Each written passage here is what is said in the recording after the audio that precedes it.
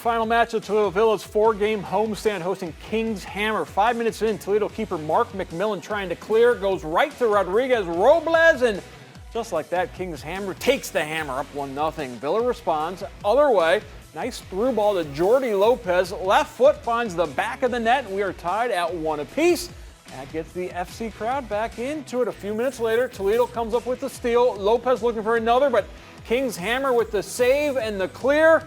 And then in the second half, King's Hammer showing why they are one of the top teams in the Great Lakes Division. The cross and the goal as they go on to the 4-1 victory. Villa, multiple scoring opportunities early in that second half, but just couldn't connect. I mean, yeah, we had in the mindset that this game is a must-win, and unfortunately the game went the other side. Like, we didn't want it. We wanted to win, but we got unlucky. As you guys saw, the second half at the beginning, we had a couple chances that we should have finished, and the game would go on the other way, and I think we would win if we would finish those chances. But we got unlucky. We conceded some goals from, of course, our mistakes, and we just have to come back next game and even stronger, even better, and take mistakes from this game, learn on it, and get better day by day.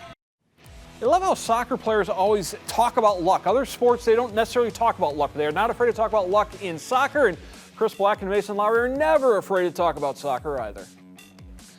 Well, looking at the final score and highlights from this one and seeing King's Hammer 4, Toledo Villa 1, you'd be forgiven for thinking that King's Hammer was dominant for all 90 minutes.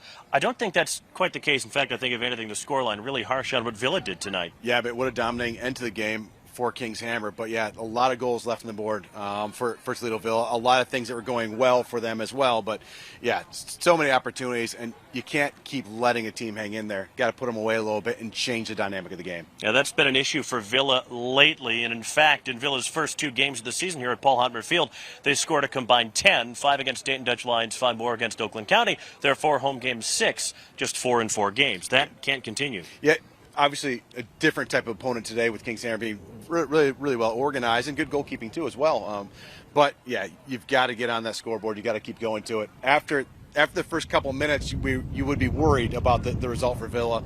In the end, it was the beginning of the game, the end of the game that gave them issues. And tonight they really struggled with crosses too. A couple goals in the second half that really made the difference, coming on crosses into the box that were deflected but not stopped. Yeah, and you assume anyways there's going to be some issues because the changing of the back line as they're chasing the game. They're pushing numbers forward. They had 3 center backs early, and they changed it just 2. So Admin and Borja Reyes are going to get spread out a little bit, which is going to happen. But yeah, they've got to want that ball. What they say, defending set pieces, it's about desire. Win that ball, stay after it, don't ball watch. But really 2 deflections as well. So those balls got whipped in by King's Hammer. There's deflections on both of them, so it kind of changes the path. They've got to stay hungry till the end. It's a pity because this ends a 4-game homestand for Toledo Villa. They emerge with just a single point. 2 performances really not good at all against Fort Wayne and South Bend. 2 great performances against the 2 best teams in the league, objectively, in Kalamazoo and King's Hammer. But if you can't turn good performances into points, it doesn't add up to much. Yeah, you think about that, it's excitement. You're playing great against great opponents. That's a difficult thing, but you've got to put everyone away, and that's what's hurting them right now, and that's why they're way outside the top 3, but still enough games to play that the right things go right, they can get back into the top 3. That's all from here. King's Hammer, a 4-1 win over Toledo Villa.